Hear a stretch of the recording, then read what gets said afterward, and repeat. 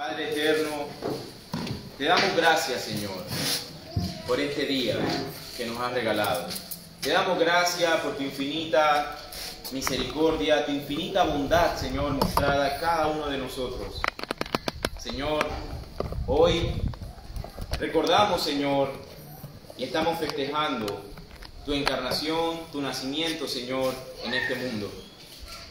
Señor, sabemos que no es la fecha específica, pero es lo que recordamos en estas fechas y en esta ocasión. Oh Señor, la verdad grandiosa, gloriosa y magnífica de que Dios se hizo hombre y vivió entre nosotros. Y vivió la vida que nosotros nunca pudimos vivir. Una vida de total obediencia a la ley de Dios. Y recordamos también que ese Jesús en el pesebre creció y murió. Murió una muerte sustitutoria por nosotros. Una muerte que nosotros debimos de haber sufrido. Nosotros debimos de haber estado clavados en esa cruz. Nuestros rostros debieron haber sido escupidos. Pero el tuyo fue escupido por amor a nosotros, Señor. Tú recibiste la lanza en tu costado. Tus manos fueron clavadas y tus pies clavados y derramaste hasta la última gota de sangre para redimirnos, para comprarnos como tu pueblo, como tu iglesia. Recordamos también, Señor, que tú resucitaste al tercer día y que estás sentado a la diestra de Dios Padre, intercediendo por cada uno de nosotros. Y todas estas verdades, Señor, son motivos de alegría y de gozo. Te pedimos, Señor, que en esta mañana nos ayudes a apreciar estas verdades. Nos ayudes a ver lo hermoso de estas verdades. Nos ayudes a ver las gloriosas verdades de tu Evangelio. Oh, Señor, que podamos maravillarnos. Perdónanos, Señor, porque muchas veces damos por sentado todas estas verdades. Muchas veces escuchamos estas gloriosas enseñanzas y no pasa nada dentro de nosotros. Señor, deberíamos de brincar llenos de gozo hasta el techo de alegría por lo que tú has hecho.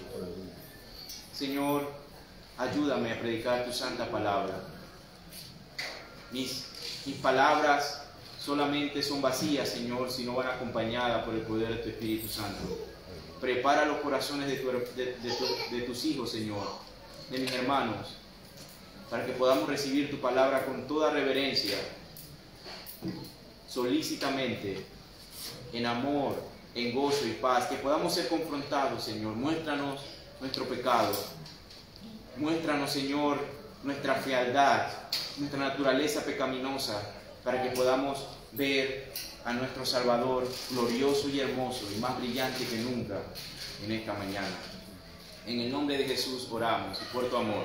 Amén y amén. Amén. Amén. Pueden sentarse, amados hermanos. Como ya saben, el texto de esta mañana lo vamos a ver en Gálatas, capítulo 4, versículos 1 al 7. Y no me equivoqué de nuevo. Quizás es una cita que no estamos acostumbrados a escuchar para estas fechas. Pero ahí vamos a encontrar nuestro sermón y el título, hermanos, de este sermón es Dios con nosotros. Dios con nosotros. Es mi deseo, hermanos, para todos nosotros que en esta mañana podamos entender la importancia de esa frase. Dios con nosotros. Que podamos entender que ese Jesús en el pesebre no solamente fue un buen maestro, no solamente fue un buen hombre que vivió, no solamente fue un buen profeta. Todas esas cosas Él hizo y Él fue, y es cierto, y sigue siendo, pero no es suficiente. Tenemos que entender que ese niño en el pesebre verdaderamente es Dios con nosotros. Hermanos, este es uno de los aspectos más cruciales de la teología y del cristianismo en el día de hoy. Pero también esta verdad de que Dios es con nosotros es una de las verdades más descuidadas el día de hoy. Y nosotros la hemos descuidado por varias razones. Pero yo no sé si usted se ha fijado que las personas aman a Jesús, siempre y cuando no entremos en el meollo del asunto de explicarles quién es Jesús. Todos aman a Jesús, pero en el momento que tú le explicas quién es ese niño en ese pesebre, ya entonces se van a empezar a apartar de ti. ¿Y cuál es la evidencia de esto que estoy diciendo? Bueno, la evidencia de esto que estoy diciendo, hermano, es la misma Navidad. ¿Quién no celebra Navidad? Todos celebramos Navidad. No solamente los que van a iglesia los domingos, no solamente los que se hacen llamar cristianos, todos absolutamente celebramos la Navidad. Ahora, no crean que soy el Grinch, a mí me encanta la Navidad, de hecho es mi época favorita del año, me encanta por la comida, los regalos y por lo que recordamos, obviamente. Pero lo interesante, hermanos, es que ¿cuántas veces ustedes han escuchado a algún pastor en Semana Santa diciendo, hermanos, recuerden que estamos celebrando a Jesús? O hermanos, recuerden que el motivo de la celebración es Cristo que murió. Eso no lo hemos escuchado. Porque en Semana Santa todo el mundo sabe que lo que estamos celebrando es a Cristo, muerto, crucificado, resucitado y ascendido. Pero en la Navidad, como pastores, sí tenemos que recordarles y recordarnos nosotros mismos cuál es el motivo de la Navidad. Porque estamos tentados ¿a qué? Estamos tentados a quitar a Cristo del centro. Y somos tentados, hermanos, no desde diciembre. Desde noviembre ya nos estamos preocupando cómo vamos a arreglar, qué vamos a comprar y qué le voy a comprar al niño y a la niña. Hermanos, es muy fácil, nos desviamos. Y qué bueno verlos aquí esta mañana, porque verlos aquí esta mañana significa que verdaderamente estamos sintonizados y estamos claros de cuál es la celebración de hoy, de qué es lo que celebramos como cristianos. La verdadera celebración está aquí entre nosotros como hermanos, en recordar estas verdades. No es ahora en la noche, no es ahora con la comida, con los regalos. Esta es la verdadera celebración. Entonces, en Navidad siempre tenemos que recordarnos, y quizás usted lo hizo en estos días, en estas semanas atrás, quizás le tuvo que pedir perdón a Dios porque entró en el afán de la compradera y esto y lo otro. Pero tenemos que hacer una pausa y decir, no, el centro es Cristo. El gozo de esta fecha debe ser que Cristo se hizo hombre. Cristo vino y se encarnó. Y ustedes dicen, hermano, eso que estás diciendo es en serio, que todo el mundo ama Navidad, pero que no entienden el significado. Bueno, le voy a leer esto. ¿Alguien sabe lo que es el libro Guinness de récord, verdad? Ahí todos los récords entran ahí y se escriben para que no se olviden. Y si alguien rompe el récord, ya entonces se pone de nuevo y así, ¿no? Bueno, según el libro Guinness de récord, escuchen esto, el arbolito de Navidad decorado más caro del mundo ha sido valorado en $11.026.900. Fue exhibido por el Palacio Emiratos en Abu Dhabi, Emiratos Árabes Unidos, en el 2010. Hermano, esto es increíble, porque si usted no sabe, esto es un país, Emiratos Árabes Unidos es un país musulmán que no creen en Cristo como Dios. Ellos creen que sí existió, pero fue solamente un profeta. Pero no creen en Cristo como Dios. Sin embargo, ellos tienen el récord del arbolito más caro del mundo, valorado en 11 millones. Un país musulmán, hermanos. Tienen este arbolito en medio de un mall. Eso pasó en el 2010. Pero en medio de un mall lo tenían. En un país donde usted no se atreva a decir que cree en Cristo, donde usted no se puede atrever a decir que se convirtió al cristianismo porque lo matan. Entonces, ¿qué nos enseña esto, hermanos? Esto nos enseña cómo a través de la historia hemos diluido el significado de la Navidad. Ya la Navidad no es Cristo, ahora la Navidad es lujo, es compra, es comida, es la familia. Tanto así que un país musulmán lo está celebrando. ¿Y por qué, hermanos? Bueno, porque todos aman a Jesús siempre y cuando tú me expliques quién es ese Jesús. Si Cristo es solamente un buen profeta, si Cristo es solamente un buen hombre, si Cristo es solamente un buen maestro, todos te aceptan. Estamos bien, podemos comer en paz. Pero en el momento, en el instante que usted diga que Cristo es Dios con nosotros, que fue Dios enviando a Dios encarnado para morir por nosotros, en ese momento, aquellos que se reunían con usted se van a ir. Se van a ir. Vamos a nuestro texto. Gálatas 4, versículos del 1 al 4. Vamos a empezar por ahí. Vamos a leerlo todo primero del 1 al 7. Dice: pero también digo, entre tanto que el heredero es niño, en nada difiere del esclavo, aunque es señor de todo, sino que está bajo tutores y curadores hasta el tiempo señalado por el Padre. Así también nosotros, cuando éramos niños, estábamos en esclavitud bajo los rudimentos del mundo.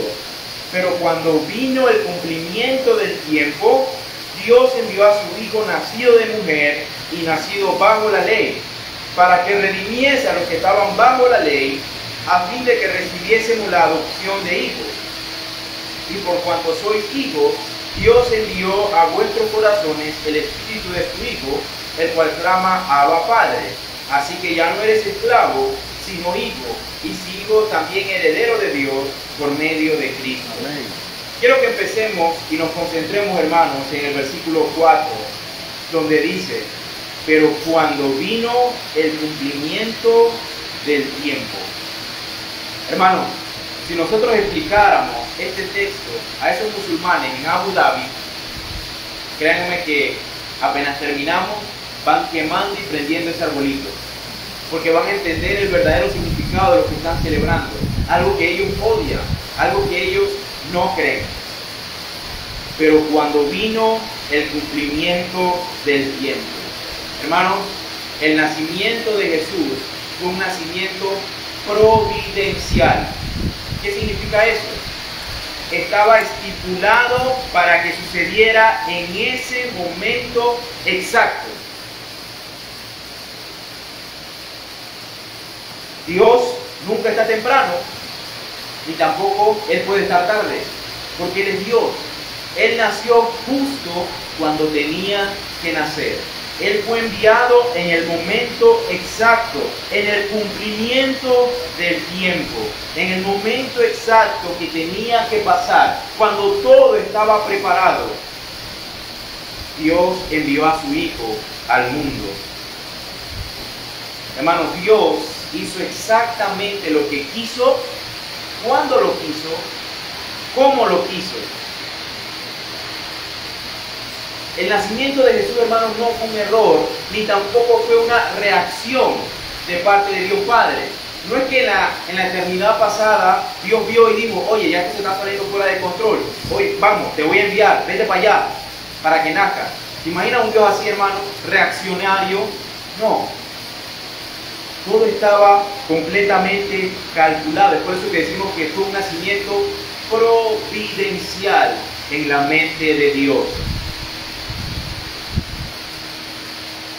Y es importante, hermanos, entender en esta mañana que ese bebé en el pesebre, Jesús, no era como Dios, no era parecido a Dios, no era cercano a Dios. Ese bebé era Dios, es Dios con nosotros. El apóstol Pablo en Filipenses capítulo 2, versículos del 5 al 6, lo dice de esta manera: haya pues en vosotros este sentir que hubo también en Cristo Jesús, el cual, siendo en forma de Dios, no estimó al ser igual a Dios como cosa a que aferrarse. Pablo vuelve y repite esto en Colosenses de una manera aún más clara, en Colosenses 2:9, porque en Él habita corporalmente toda la plenitud de la deidad. En Él. ¿En quién? En Cristo. Está toda la plenitud de la deidad. Cuando Jesús es bautizado, ahí tenemos una escena maravillosa de la Trinidad obrando juntos, también confirmando que verdaderamente este era el Hijo de Dios. En Mateo 3, del 16 al 17, les leo. Y Jesús, después que fue bautizado, subió luego del agua, y he aquí los cielos le fueron abiertos, y vio al Espíritu de Dios que descendía como paloma, y venía sobre él, y hubo una voz de los cielos que decía: este es mi Hijo amado, en quien tengo complacencia. Este Jesús verdaderamente es el Hijo de Dios. Ahora, hermanos, ahí en nuestro versículo 4, donde dice: cuando vino el cumplimiento del tiempo, en el momento exacto, ¿qué dice? Dios envió a su Hijo. Dios envió a su Hijo. Y luego dice, nacido de mujer. Pero antes de pasar a esa frase, nacido de mujer, vamos a analizar eso. ¿Qué significa de que Dios envió a su Hijo?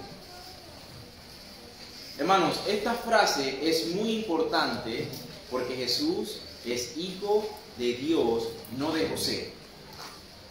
Pero esto es importante. Esto es importante. ¿Por qué? Bueno, tenemos que entender un concepto importante en la teología, el cual es el concepto de cabeza federal. Y ahorita voy a explicar eso, qué significa cabeza federal. Bueno, Adán es nuestra cabeza federal.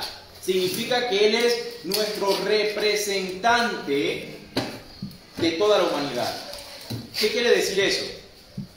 Bueno, en Génesis, cuando Adán come de la fruta, el pecado entra al mundo y la muerte entró a través del pecado por el pecado de Adán. Y esa maldición por el pecado es pasado ¿a quién? A nosotros. ¿Por qué? Porque Adán era nuestro representante. Él estaba representando en ese momento a toda la humanidad.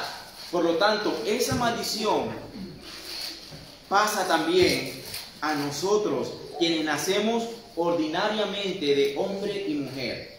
Todo aquel que ha nacido entre un hombre y una mujer hereda el pecado de Adán.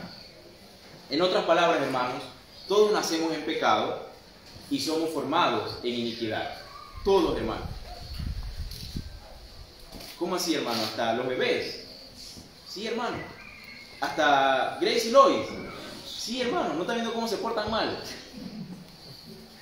Todos, hermanos, nacemos en pecado. No nacemos con una hoja limpia y luego empezamos a pecar. No, ya nosotros somos culpables del momento que nacemos, porque nuestro representante ha pecado. Nuestro representante, quien era Adán, pecó y desobedeció a Dios. Si usted quiere saber más de esto, puede tomar nota ahí en Romanos 5. Usted lee Romanos 5, hermanos. Pablo explica claramente lo que es este concepto como Adán, nuestra cabeza federal. Ahora, algunos argumentan y dicen, ¿cómo es que la muerte de Cristo en la cruz pudo salvar a todos? ¿Cómo es que la muerte de un solo hombre salva a muchos? ¿Cómo es que nos beneficiamos de muchas bendiciones solamente por ese hombre? Bueno, lo que pasa es que para entender a Cristo como nuestra cabeza federal también, primero tenemos que entender la de Adán.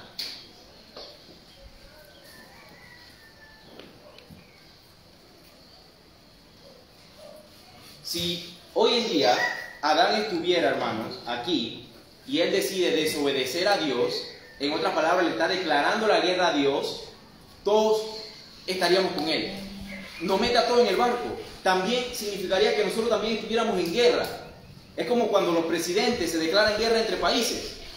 ¿Quién va para la guerra? ¿El presidente nada más?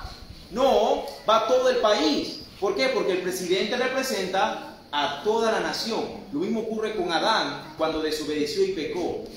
Ese pecado, hermanos, se nos traspasó a nosotros.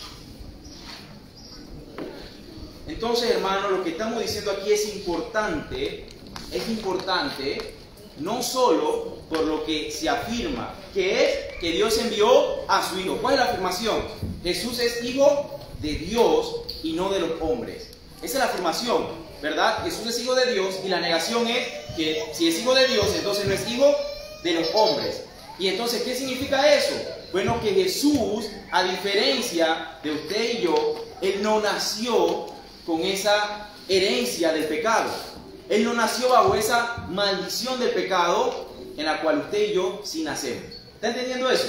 Eso es importante, hermano, que entendamos, porque si Jesús hubiera sido hijo ordinario de un hombre y una mujer, Él hereda también la naturaleza pecaminosa que tenemos tú y yo. Y entonces ya no puede ofrecer sacrificio, ya no puede ir a la cruz. Por eso es importante esta frase: Dios envió a su Hijo.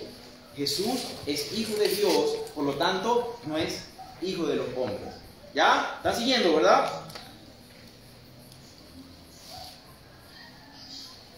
En Juan 1 dice: en el principio era el Verbo, y el Verbo era con Dios, y el Verbo era Dios. Este era en el principio con Dios. Todas las cosas por Él fueron hechas, y sin Él nada de lo que ha sido hecho fue hecho. ¿De quién están hablando? De Jesús. ¿Ya? Pero en el versículo 14 dice: y este Verbo se hizo carne. La pregunta es: ¿cómo se hizo carne este Verbo? Ya lo mencionamos. No de la misma forma, ¿verdad?, que usted y yo. No por medio de un nacimiento ordinario entre un hombre y una mujer. Isaías 7:14 había profetizado 700 años antes del nacimiento de Cristo. Isaías, miren lo que dijo Isaías. 700 años antes, hermanos. No fue de que 2 o 3 días antes. 700 años antes, Isaías dijo: por eso el Señor mismo le dará una señal. La Virgen concebirá y dará a luz un hijo y lo llamará Emmanuel. ¿Qué significa Emmanuel? Dios con nosotros. Ya Isaías lo había profetizado 700 años antes. La Virgen concebirá. ¿Qué locura es esta? Una virgen va a dar a luz. No puede ser. Hermanos, y hay quienes no les importa defender el nacimiento virginal de Jesús. Ellos dicen que, bueno, si tú dices que María no fue virgen, no importa, el cristianismo no pierde nada, seguimos siendo cristianos. No, hermano.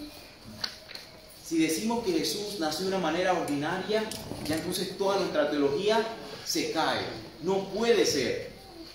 Ellos están equivocados, hermanos.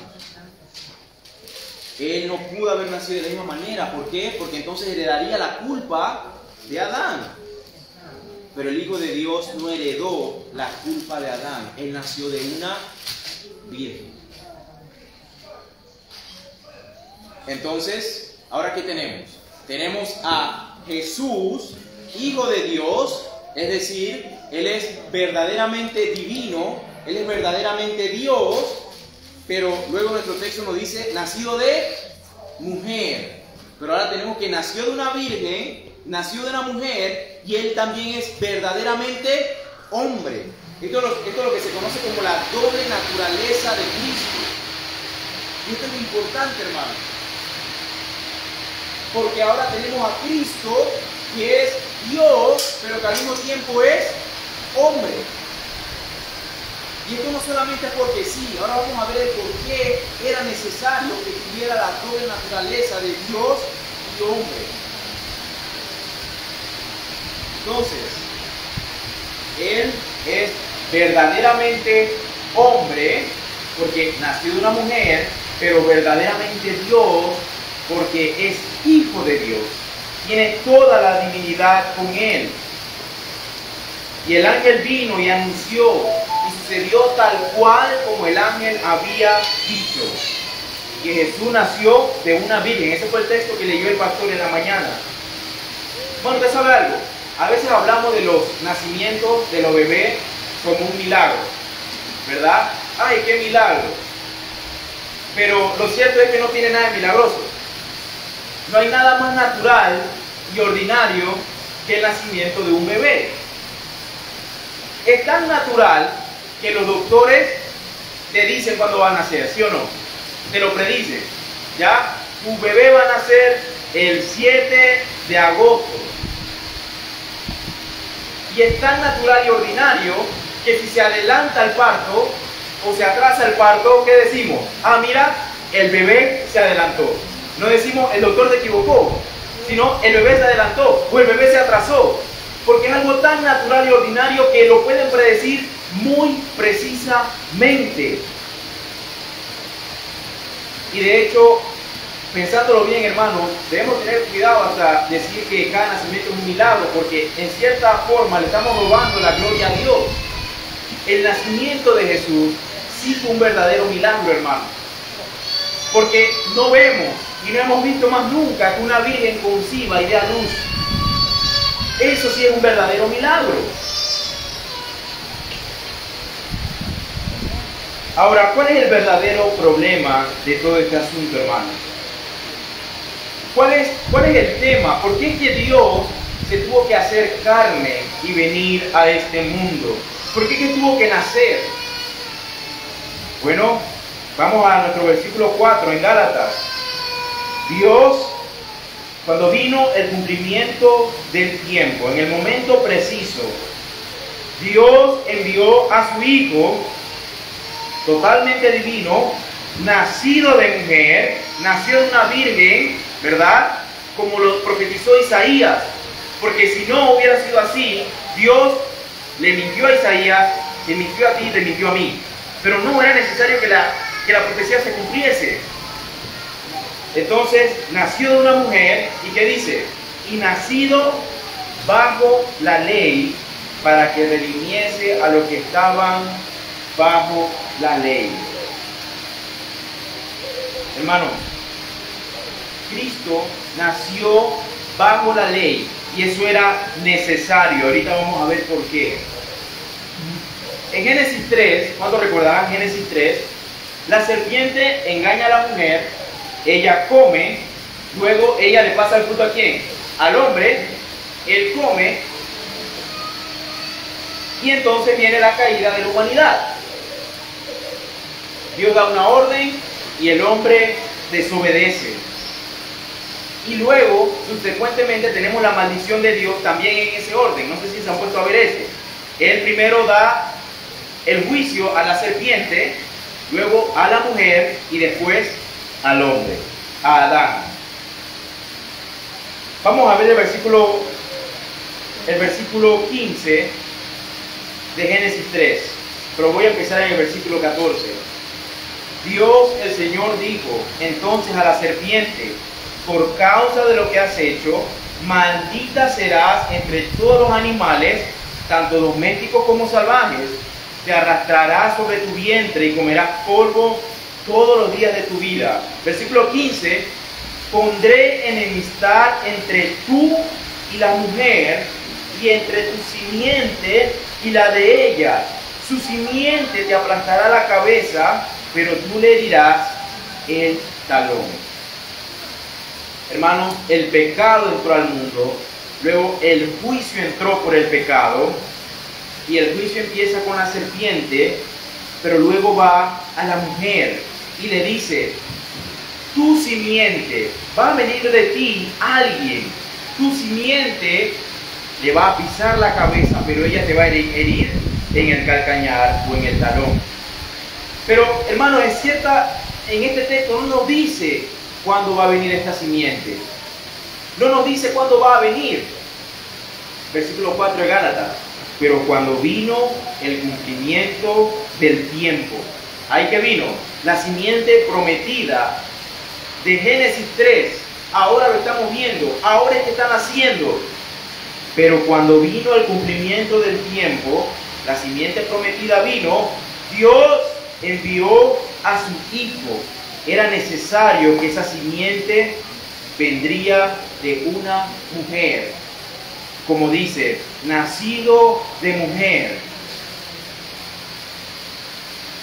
Así que, hermanos, el que vendría a liberarnos de nuestro pecado, tenía que ser alguien que viniera de la simiente de la mujer, como lo dijo la profecía en Génesis 3.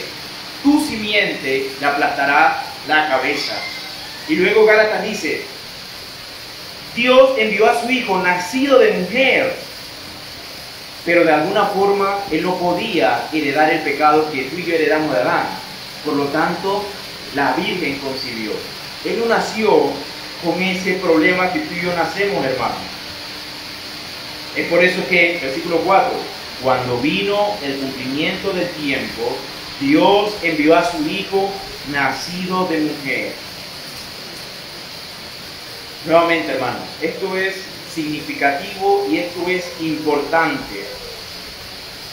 Hermanos, la paga del pecado, ¿cuál es? La muerte.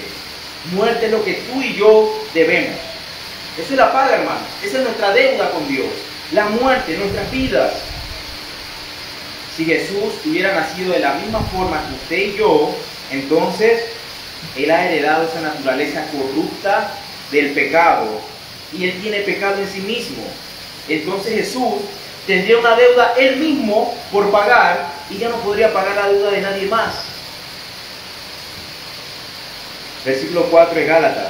Pero cuando vino el cumplimiento del tiempo, Dios envió a su Hijo nacido de mujer y nacido bajo la ley para que redimieses a los que estaban bajo la ley. Él no solo nació de una mujer, sino que nació bajo la ley para que redimiese a aquellos que están bajo la ley. Hermano, nuestra redención tiene dos caras. Una cara, o por un lado, es que cuando nacemos con esta naturaleza pecaminosa, ¿verdad? Heredada por Adán, y eso nos hace culpables. Ese es uno. Y número dos, producto de esa naturaleza que Adán nos hereda, no podemos obedecer la ley de Dios, ni queremos tampoco. Y también somos culpables por eso. Tenemos doble problema, hermano. La culpa que heredamos y nos hace culpables, y luego Dios nos manda a obedecer su ley, pero tampoco podemos por el pecado que está en nosotros. Estamos en graves problemas, hermano. Estamos en graves problemas. Así que cualquier hombre que nace de hombre y de mujer va a tener el mismo problema que usted y yo tenemos. Los bebés, Grace y Lloyd, tienen el mismo problema. Nacieron con esa naturaleza pecaminosa y el Señor ahora les pide guardar su ley, pero ellos no pueden con su naturaleza pecadora y se encuentran nuevamente con el doble problema que tenemos. Entonces, ¿qué tiene que pasar, hermano? Bueno, la simiente que viene de la mujer tiene que ser sin naturaleza del pecado, pero también tiene que nacer bajo la ley para que guarde toda la ley que usted y yo no pudimos guardar. ¿Están siguiendo? Y ese es Cristo, hermano. Ese es ese Jesús en ese pesebre, quien nació de una virgen, no heredó la naturaleza del pecado, pero también tuvo que nacer bajo la ley de Dios y guardarla completa y perfectamente. Esto es lo que se conoce como la obediencia activa de Dios y la obediencia pasiva de Dios. En su obediencia activa, Él guarda toda la ley y Él es completamente justo. Eso significa que Él puede imputarnos, Él puede darnos su justicia. ¿Por qué? Porque tú y yo no podemos pararnos delante de Dios siendo pecadores, hermanos, porque vamos a morir. Él es un Dios santo. Por lo tanto, si nos vamos a parar delante de Dios, tenemos que asegurarnos de estar completamente limpios. Y tú y yo podemos hacer eso cada vez que vamos en oración, porque Cristo cumplió toda la ley y su justicia te la da a ti para que ahora tú te pares delante de Dios completamente justo. Qué maravilloso, hermano. Ese es un lado. Pero ¿qué más tiene que pasar? En su obediencia pasiva, Cristo como hombre, Él puede, ¿por qué? Porque es hombre, ¿verdad? Nacido de mujer. Él es hombre, Él es verdaderamente Dios y verdaderamente hombre. Y como hombre, Él puede tomar tus pecados, cargarlos Él y morir en una cruz. Es por eso que era necesario la doble naturaleza de Cristo. Verdaderamente Dios para cumplir toda la ley, para que te dé tu justicia, pero a la vez verdaderamente hombre para poder cargar tus pecados y pagar por ellos en la cruz, la muerte que tú y yo debemos de pagar. Entonces, hermanos, cuando creemos en Cristo y su sacrificio, ocurre esta transacción gloriosa, hermanos. No hay transacción más hermosa y bella que esta transacción. No hay transacción más hermosa, hermano. Si yo levanto mi teléfono y veo la banca en línea y veo que quizá alguien se equivocó y por error me mandaron $1000, yo voy a estar contento, ¿verdad? Mentira, voy a tener que devolverlo. Pero si fue alguien que conozco, bueno, contento. Pero no se compara a la transacción gloriosa de que Cristo me da su justicia perfecta a mí y yo le doy el pecado horrible a Él. Y ahora puedo pararme delante de Dios como justo y sin pecado.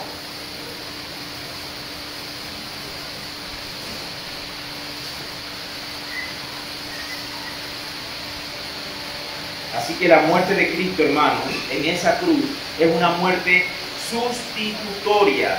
¿Por qué? Porque Él dijo, no, Sua, Lupita, Juan Carlos, Esther, tú no vas a subir, yo voy a subir por ellos. Yo soy el sustituto de ellos, yo voy a pagar por ellos. Es una muerte sustitutoria, expiatoria. ¿Qué quiere decir expiatoria? Que limpia el pecado. Él tenía que morir para que nuestros pecados fueran pagados, nuestros pecados pasados, presentes y lo que hemos de cometer, hermanos.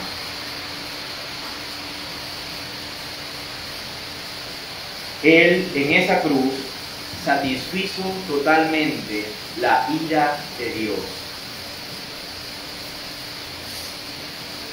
Horrenda cosa, dice la Biblia, es caer en manos de un Dios vivo. Tú y yo íbamos a caer en esa mano de ese Dios vivo, hermano, y nuestro fin iba a ser horrendo. La muerte y sufrimiento eterno, separados eternamente de Dios. Pero Dios, Cristo, en esa cruz, se bebió ese vaso de ira, y solo Él, para que tú y yo no viviéramos, no tocáramos ni siquiera una gota de esa ira que merecíamos. Y ese es el porqué. Cuando vino el cumplimiento del tiempo, Dios envió a su Hijo, nacido de mujer y nacido bajo la ley, para que redimiese a los que están bajo la ley. Hermanos, Isaías 53 dice, todos nosotros nos descarriamos como ovejas. Todos, hermanos, todos estábamos totalmente arruinados, perdidos. Pero ¿qué pasó? Dios el Padre, al que no conoció pecado, Cristo, por nosotros lo hizo pecado, para que nosotros fuésemos hechos justicia de Dios en Él, como dice el apóstol. Así que, hermanos, eso es el porqué de la doctrina. Eso es el porqué la doctrina sí importa. La doctrina importa porque tenemos que afirmar que Cristo nació con esa doble naturaleza. Si Él no hubiera nacido con esa doble naturaleza, no hubiera podido cargar el pecado en la cruz, ni tampoco nos hubiera dado su justicia perfecta, hermano.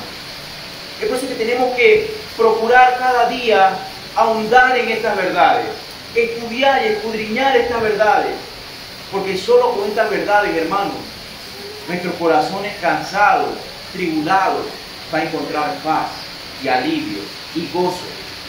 Hermanos, al saber esta verdad, se puede acabar el mundo si quieren. No pueden quitar a mi familia si quieren. Pero yo voy a tener gozo y paz. Porque lo más difícil ya ha sido hecho, que es nuestra salvación. Ya somos salvos, hermanos, por la gracia de Dios, por medio de ese sacrificio. Hermanos, si Jesús hubiera sido solamente un buen hombre, Él pudo haber sido el mejor hombre que hubiera podido existir. ¿Y qué importa? No importa, hermano, porque no es suficiente que Él solamente haya sido un buen hombre.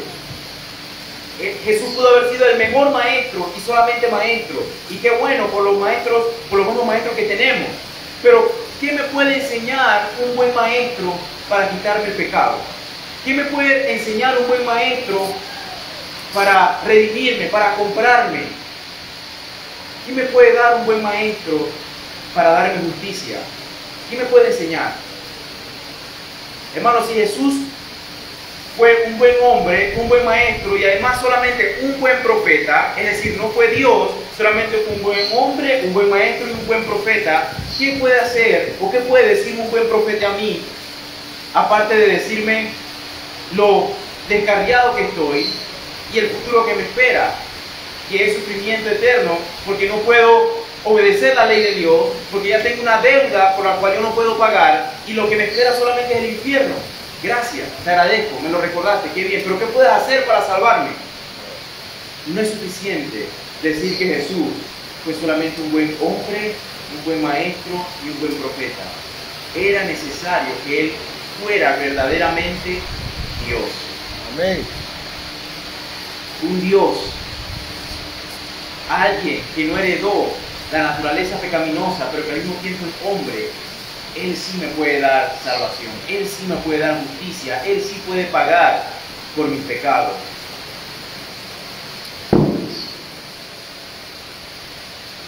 Hermanos, si nosotros resumimos todas las religiones del mundo, podemos resumirla a una cosa. Es algo un poco simplista, pero podemos resumirlo de esta manera.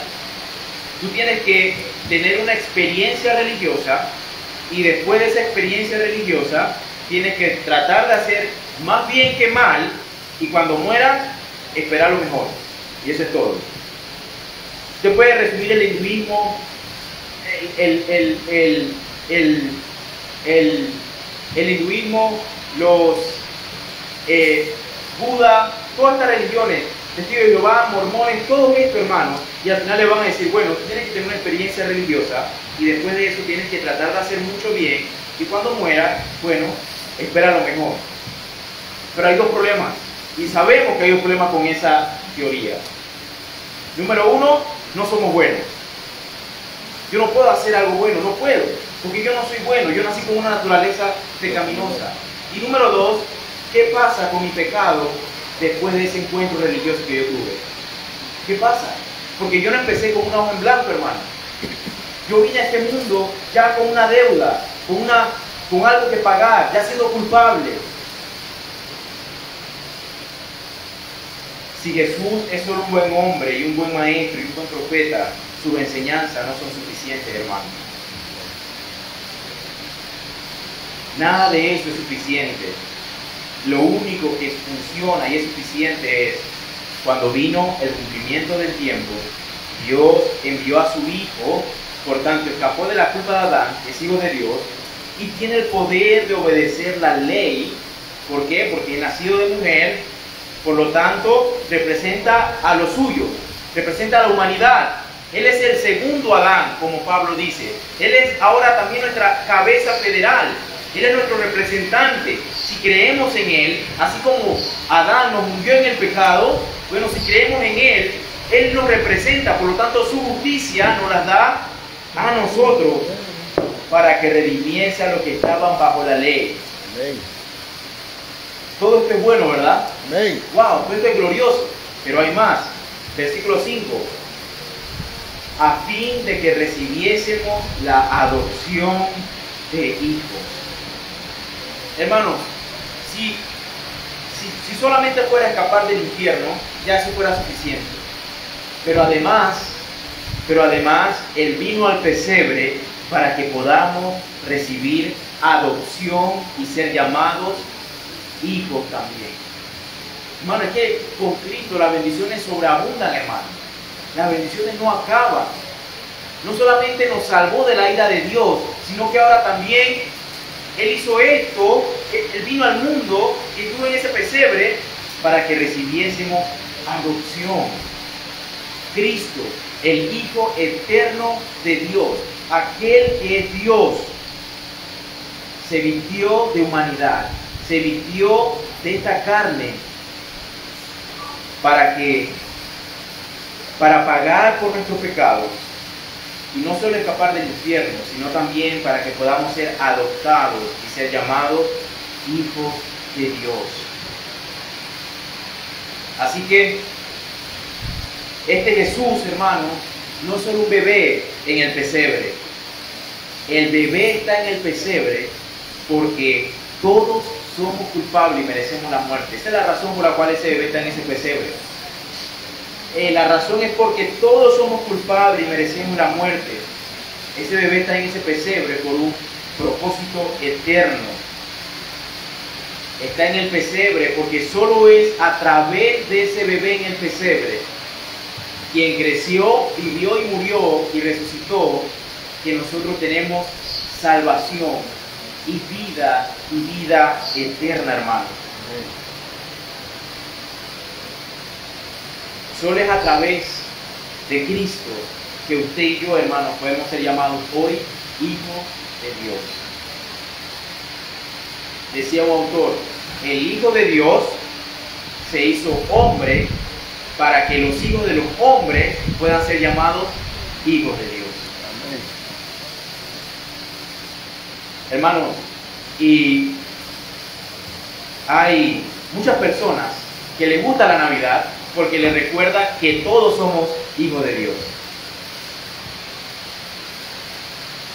Hay un problema con eso, ¿verdad? Porque no todos somos hijos de Dios, hermano. Miren, si yo y mi esposa decidimos adoptar a un niño, una vez se complete los papeleos y todo, y ese niño es adoptado, ahora ese niño sí se constituye parte de la familia. Ahora sí es verdaderamente hijo. Pero antes de esa adopción, ¿era hijo? No. Nosotros tuvimos que ser adoptados, hermanos. Nosotros no éramos hijos. Todos somos creación de Dios, pero no todos somos hijos de Dios. Son dos cosas diferentes.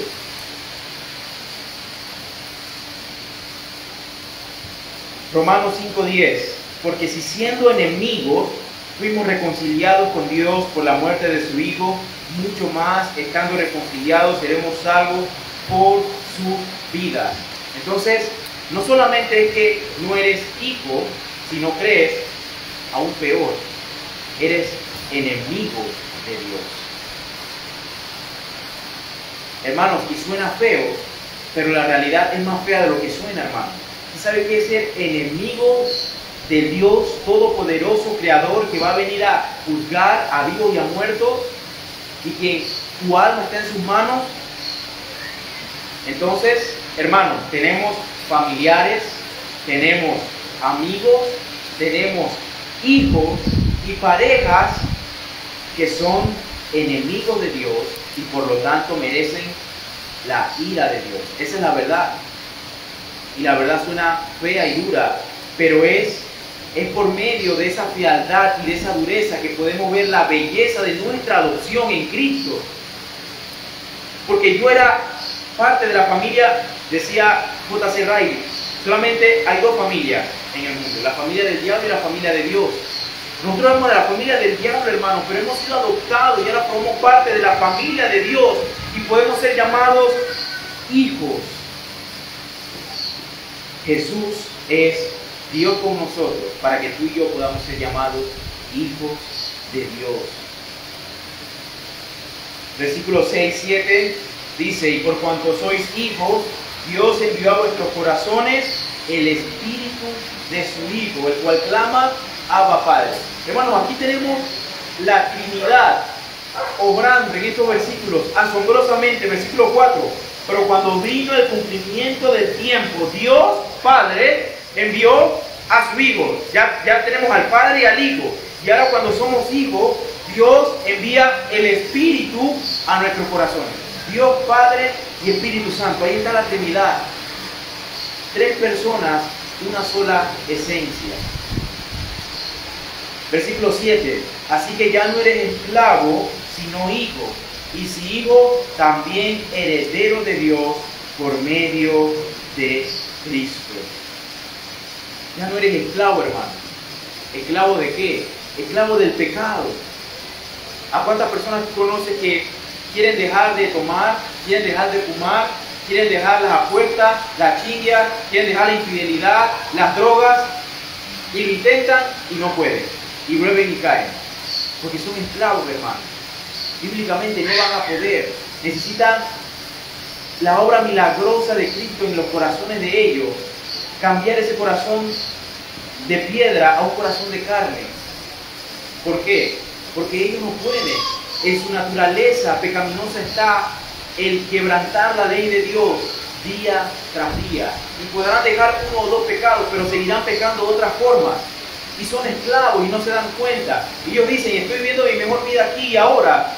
La vida es una sola y la disfruto así. Pero no se dan cuenta. Son tan ciegos que no se dan cuenta a dónde van sus pasos. Ya no somos esclavos, hermano. Cuando somos hijos de Dios, ahora ya el poder del pecado ya no está en nosotros. Ahora podemos agradar a Dios. Y ahora sus mandatos no son agravosos para nosotros, ya no nos cuestan. Ahora disfrutamos leer la palabra, ahora disfrutamos guardarnos en santidad para Dios. Ahora queremos ser fieles, ahora ya no quiero beber más, ya no quiero emborracharme más, ya no quiero drogarme más, ya le quiero ser fiel a mi esposa. ¿Por qué? Porque ya mi corazón ha sido cambiado. Así que, hermanos, esta doctrina es esencial. Dios con nosotros. Esta doctrina no es negociable. Sin Navidad no hay Semana Santa. Sin ese bebé en el pesebre no hay Semana Santa, no hay crucifixión, no hay cruz.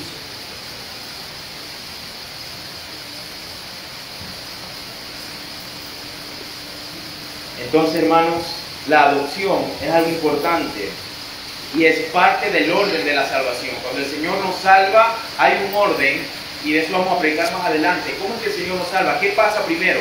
Bueno, el Señor nos escoge desde la fundación del mundo, luego nos llama, ¿sí? Luego nos justifica, luego nos santifica, nos adopta y luego nos glorifica. Ya cuando estemos en el cielo nos va a glorificar. Pero hay unos que se saltan un paso y es la adopción. En el orden de la salvación nos justifica, el Señor nos declara justo, porque Él sí cumplió toda la ley, ¿se acuerdan? Él nos declara justo y luego nos adopta y después nos santifica.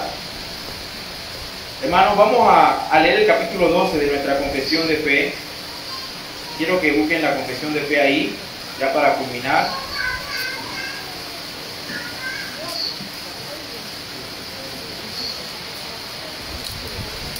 Capítulo número 12.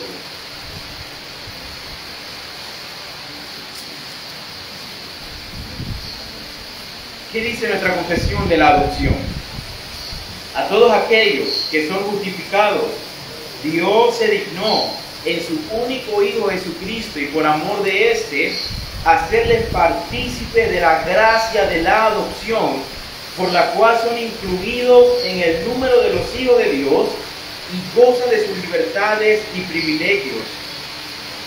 Tienen su nombre escrito sobre ellos, reciben el espíritu de adopción, tienen acceso al trono de la gracia con confianza, reciben capacitación para clamar Abba Padre, reciben compasión, protección, provisión y corrección como por parte de un padre.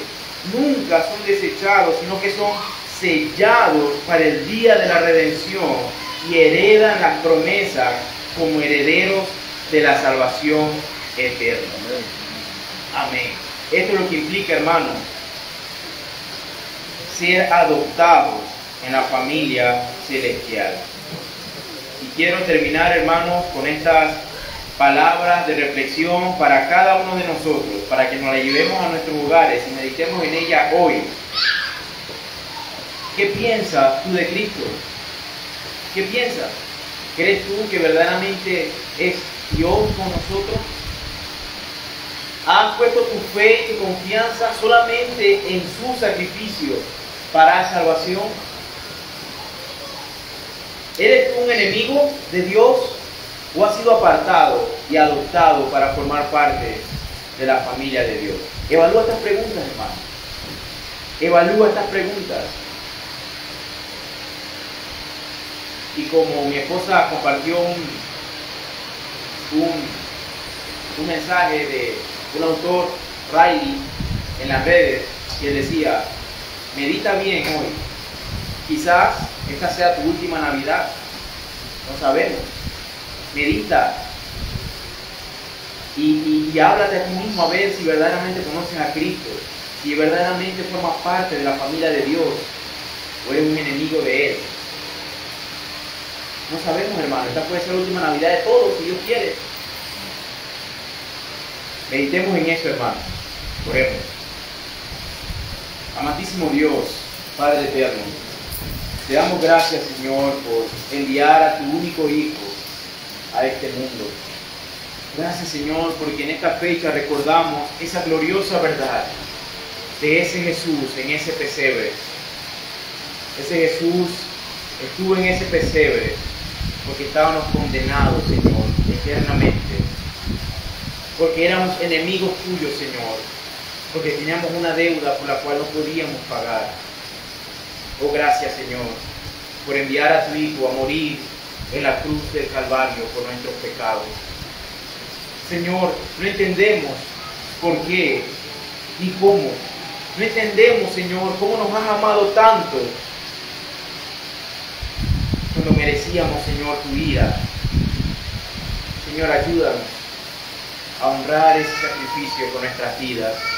Ayúdanos a vivir a la luz de estas verdades, para que podamos ser santos, para que podamos predicar las buenas nuevas de tu evangelio a todo aquel, Señor, que es enemigo tuyo, para que podamos decirle a otros mendigos donde hay pan eterno, donde hay fuente de agua viva que corren de ti, Señor. Oh, mi Dios, gracias, porque no solamente nos salvaste para escapar de la ira de Dios y del infierno, sino que nos has adoptado en tu familia y hoy podemos ser llamados hijos tuyos. Por lo tanto, recibimos corrección, amor tierno de parte de ti, un Padre bondadoso y amoroso para con tus hijos, Señor. Oh, Señor, perdónanos por quitar a Cristo del centro de nuestra celebración en esta fecha, pero ayúdanos a recordar ahora, en la noche, en lo que resta, Señor, de estas celebraciones, cuál es el verdadero motivo de nuestro gozo y nuestra alegría, de que hemos sido apartados para formar parte de tu familia, por medio de Cristo Jesús. En el nombre de nuestro Señor Jesucristo oramos. Amén y amén.